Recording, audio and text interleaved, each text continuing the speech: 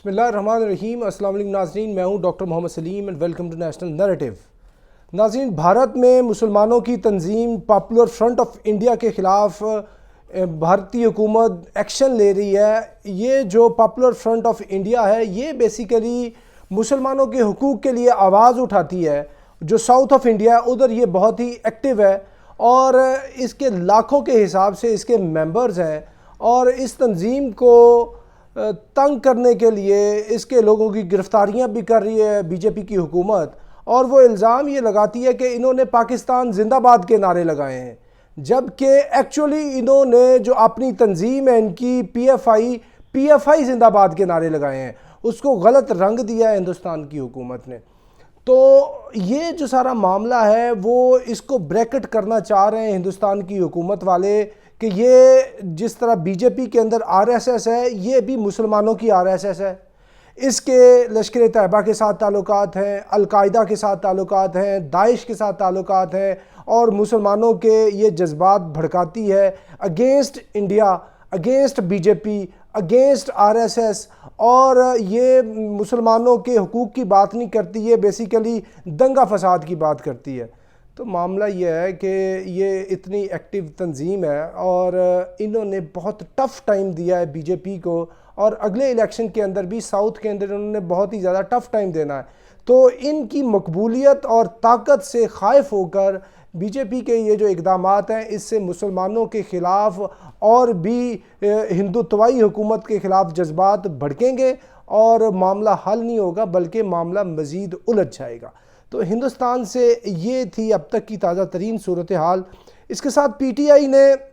اسمبلیوں میں آنے کا جو انڈیا دیا ہے، وہ ایک طرف تو جمہوریت کے لیے اچھی بات ہے، کیونکہ اس سے پہلے جو عمران خان بات کر رہے تھے کہ استعفیٰ دیا جائے، یہ حکومت ختم کر دی جائے، حکومت تو ختم نہیں ہوئی، باوجود پورے زور لگانے کے، احتجاج کرنے کے اور ہر بار آزمانے کے حکومت ختم نہیں ہوئی۔ اور چیف جسٹس عمر عطا بندیال نے ان کو مشورہ یہ دیا ہے کہ آپ اسمبلی کے اندر جا کے اپنے معاملات کو حل کریں، اور یہ سیاسی معاملات سیاسی طریقے سے حل کریں۔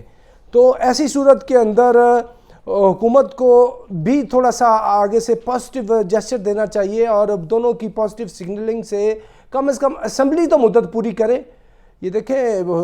سول سپرامیسی کے لیے چلو آئیڈیل صورتحال نہیں ہے،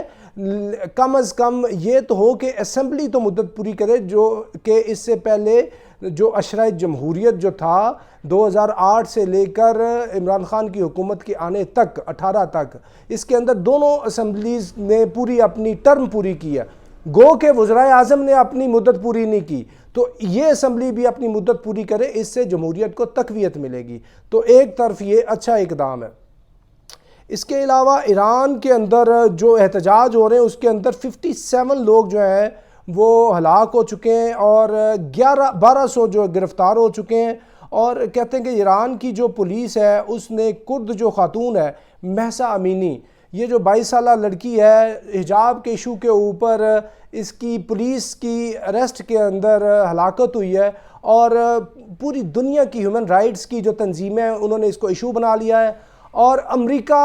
اس سارے ایشو کے اندر سب سے زیادہ آواز اٹھانے والا ملک بن چکا ہے۔ یورپی یونین جو ہے وہ تہران کے سفیر کو بلا کر پروٹیسٹ رجسٹر کر رہی ہے، یہی کام جرمنی کر رہا ہے، اور پورے کے پورے یورپ کے اندر اس کے خلاف سینٹیمنٹ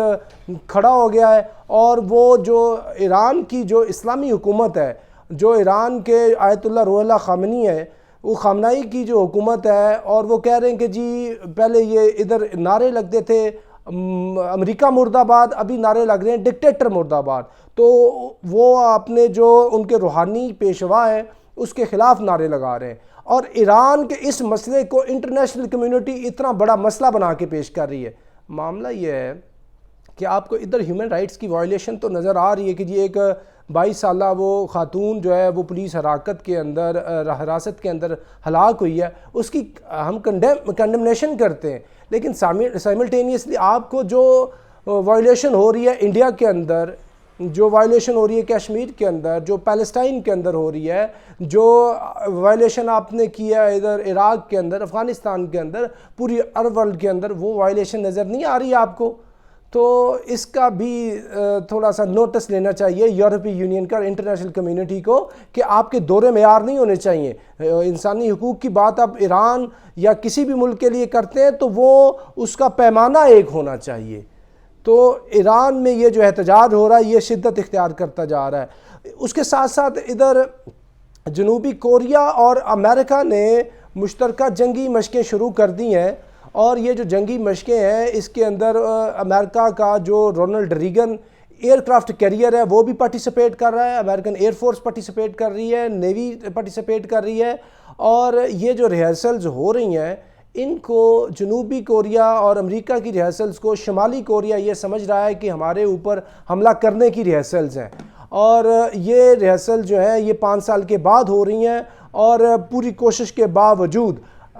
یہ ان کے اندر سیز فائر نہیں ہو سکا۔ ڈونلڈ ٹرمپ کی حکومت کے دوران کوشش کی گئی تھی، جو شمالی کوریا کے سربراہ تھے انہوں نے سافٹ جو کارنر ہے اس کا مظاہرہ کیا تھا، لیکن یہ کوئی بھی حل نہ نکال سکے۔ تو پھر ابھی تو شمالی کوریا نے بھی یہ بات کر دی ہے کہ جو نیوکلیر پروگرام ہے اس کے اوپر کوئی ٹالرنس نہیں ہے۔ تو دنیا کے اندر کشیدگی بڑھتی جا رہی ہے، اور دنیا کی کشیدگی کی بڑھوتری کے اندر امریکہ کا بڑا کلیدی کردار ہے۔ یہ کشیدگی بھلے ابھی جنوبی کوریا کے اندر ہو، جنوبی کوریا، شمالی کوریا، جو کورین پیننسولا ادھر ہو، یا یہ تائیوان کے اندر ہو، یا یہ یوکرین کے اندر ہو، افغانستان کے اندر ہو، عراق کے اندر، دنیا کے کسی خطے کے اندر بھی ہو، امریکہ کا اس کے اندر